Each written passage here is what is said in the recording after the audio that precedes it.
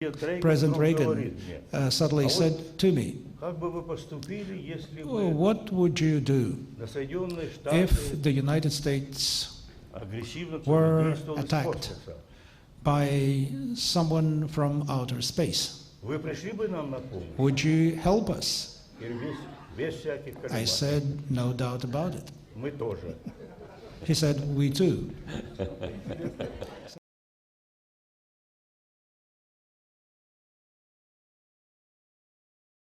To get along, and I stimulated that in every way, and I believe that that's very important, particularly when leaders such as the heads of the Soviet Union and the United States at that time meet, because until the Geneva summit for 6 years there hadn't been summits between the Soviet and American leaders at a time when the situation was very tense. So my final view of President Reagan is that he was a great president. He was a person who represented the right wing of the Republican Party and who was able to go beyond many stereotypes, and despite all the criticism from some members of his own team, from some people who are present here today, he still made reciprocal steps, working with Gorbachev, working with the Soviet Union. I would like to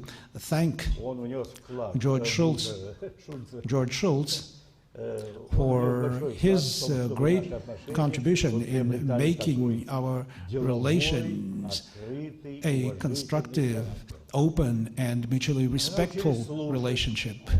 We learned to listen to each other, and to put questions and discuss questions, and we ultimately built a situation that produced the decisions that we took.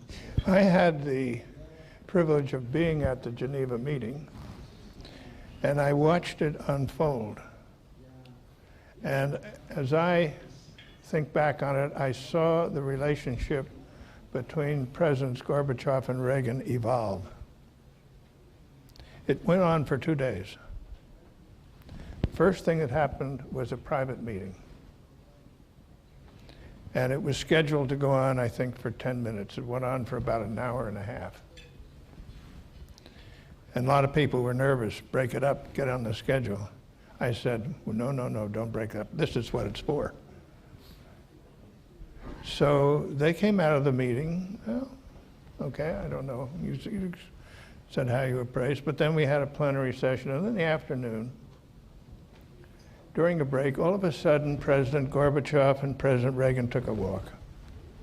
They went down to some cabin on Lake Geneva, where there was a fire and a fireplace, and you sat down there. I wasn't there, but I know when you came back, there were two friends almost talking about what was going to happen. Then we went to the next day. From that fireside house, yes. President Reagan suddenly said to me, what would you do if the United States were attacked by someone from outer space? Would you help us? I said, no doubt about it. He said, we too. So that's interesting.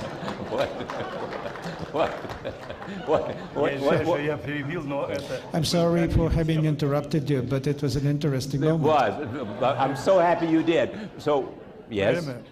So then the next morning, first day went well, then you gave a dinner for us. And there were about, I don't know, 10 or 12 people there. Yeah. And it was kind of fun.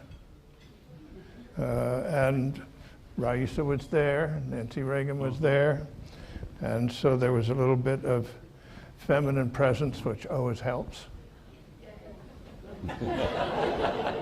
Then the next morning, so things seem to be going well. The next morning, I think President Reagan, as he always did in her private meeting, put a lot of emphasis on human rights, Soviet Jewry, and so on, as I read the transcript. And you both came out, and there was a little tension. But I said to myself, one of the things that has emerged from this is that President Gorbachev, who I had met with several times before this, sees how important this subject is to President Reagan. Then we had a little explosion about strategic defense, which was always a big topic. But by the time the day was over, we had good conversation going. And then the dinner that night was a warm event.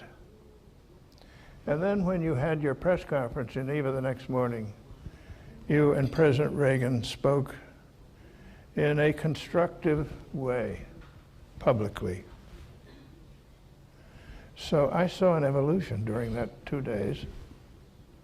And I remember our delegation went immediately from Geneva to Brussels, and President Reagan reported to our NATO ally heads of government, and there was a sense of relief. Then he came back to the United States and addressed a joint session of Congress. And there was a sense of relief that these two leaders somehow can have a conversation. And I thought it was a big, important event. We went from there to Prague, where the heads of the Warsaw Pact were present, and I told them about our first meeting. And there was full understanding and support, which means that by that time there was a general understanding that something needed to be done. Something needed to be done in order to relieve the tensions that could lead to a greatly dangerous conflict, that there is a need to do something against the nuclear arms race, to stop that nuclear arms race. So we were acting with due account for the signals that we were getting from the people in our countries and in other countries.